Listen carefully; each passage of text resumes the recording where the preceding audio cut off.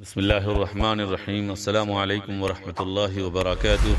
امام بخاری research academy سے شائع ہونے والے ہفت روزہ میگزین الجمعہ 22 ربیع الثانی 1444 ہجری مطابق 18 نومبر 2022 کے مضامین کی ریکارڈنگ پیش خدمت ہے۔ الحمدللہ رب العالمین وصلی اللہ علی النبی الامی الکریم، اما بعد۔ ذکر انبیاء، آخری نبی حضرت محمد صلی اللہ تعالی علیہ وسلم، 18ویں قسط، مولانا محمد فرید حبیب ندوی۔ دار ارقم۔ حضور اکرم صلی اللہ تعالی علیہ وسلم کی نبوت کی تیسرے یا چوتھے سال کی بات ہے کہ کچھ مسلمان ایک جگہ نماز پڑھ رہے تھے۔ قریش کے لوگوں نے انہیں دیکھ لیا، انہوں نے مسلمانوں کے ساتھ بدتمیزی کی، لڑائی جھگڑے پر اتر آئے۔ جواب میں حضرت سعد بن ابی وقاص نے ان میں سے ایک شخص کو اونٹ کی ایک ہڈی کھینچ کر مار دی، جس سے اس کا سر پھٹ گیا۔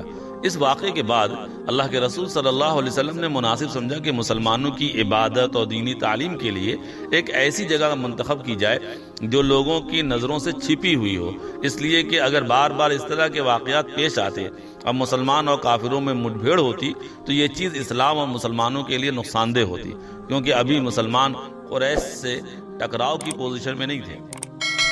چنانچہ اللہ کے رسول صلی اللہ تعالی علیہ وسلم نے حضرت ارقم کے گھر کو منتخب کیا، جو صفا پہاڑی کے نچلے حصے میں واقع تھا اور لوگوں کی نظروں سے چھپا ہوا تھا۔ یہ گھر دار ارقم کے نام سے مشہور ہوا۔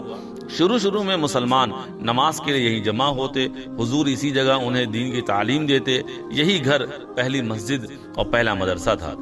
اس گھر کو منتخب کرنے کی کئی وجہیں تھی۔ ایک تو یہ کہ یہ آبادی سے دور تھا، دوسرا یہ کہ اس کی بناوٹ ایسی تھی کہ باہر سے اندر کے حالات کا اندازہ نہیں ہو سکتا تھا، اور سب سے اہم وجہ یہ تھی کہ ابھی تک حضرت ارقم نے اپنے اسلام کو چھپا رکھا تھا، جس کی وجہ سے قریش یہ سوچ بھی نہیں سکتے تھے کہ مسلمان ان کے گھر جمع ہوتے ہوں گے۔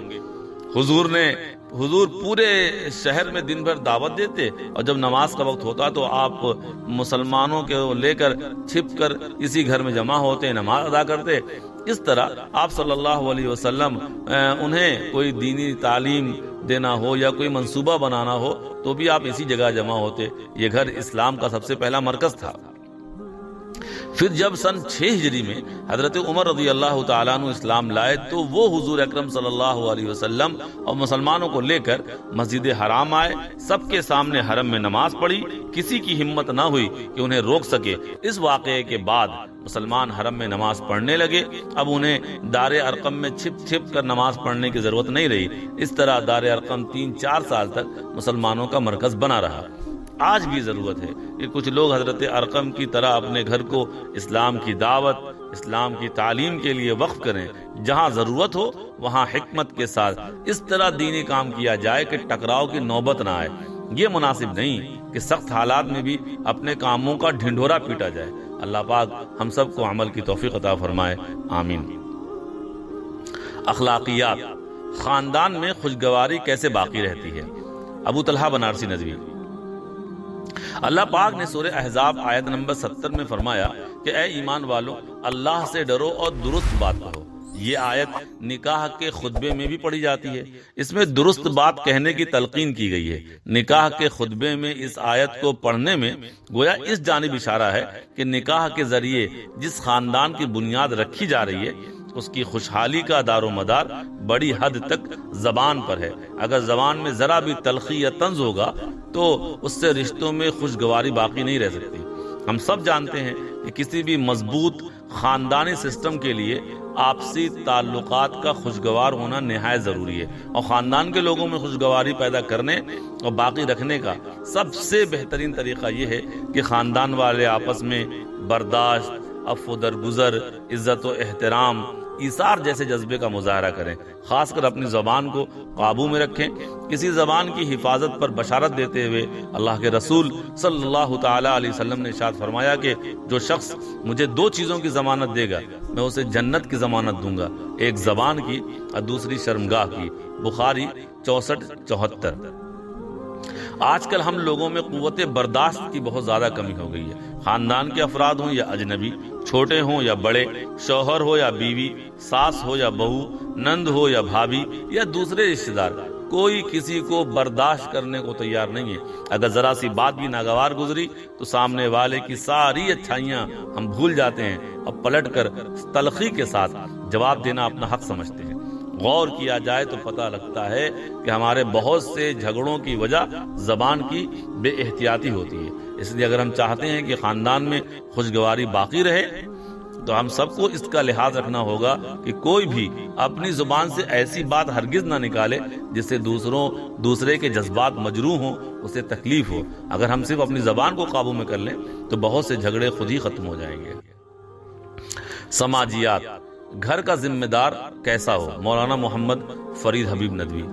جو بھی گھر کا بڑا ہو اسے دینی اور اخلاقی اعتبار سے سب سے بلند ہونا چاہیے۔ اس کے مزاج میں نرمی، زبان میں مٹھاس ہونی چاہیے، اسے دوسروں کا خیال ہونا چاہیے، وہ ہمیشہ اپنی منمانی نہ کرتا ہو بلکہ اسے چاہیے کہ دوسروں کی پسند و ناپسند کا بھی خیال کرے۔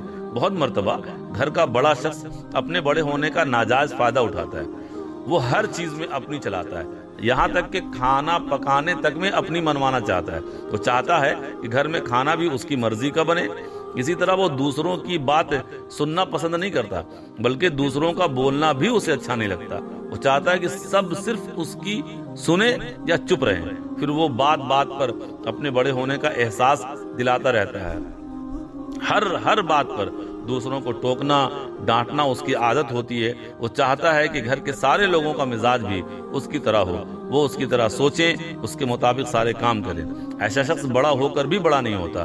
گھر کے لوگ مجبوراً اسے بڑا مانتے تو ہیں لیکن دل سے اس سے محبت نہیں کرتے، وہ ہمیشہ اس کے مزاج سے پریشان رہتے ہیں۔ ایسا شخص دلوں میں جگہ نہیں بنا پاتا، یہاں تک کہ اپنے بیوی بچوں کے دلوں میں بھی وہ محبت پیدا نہیں کر پاتا۔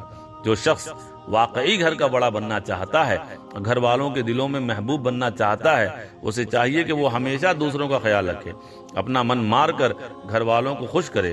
جب بولے تو محبت سے بولے، جب دوسرے اس سے کچھ کہیں تو پورے دھیان سے اس کی بات سنیں۔ وہ چھوٹی چھوٹی چیزوں میں اپنے ماتحتوں کا خیال رکھے، اچھی چیز کھانے کے لیے دوسروں کو پیش کرے۔ گھر میں کوئی اچھی چیز بنے یا باہر سے لائے تو پہلے دوسروں کا خیال کرے۔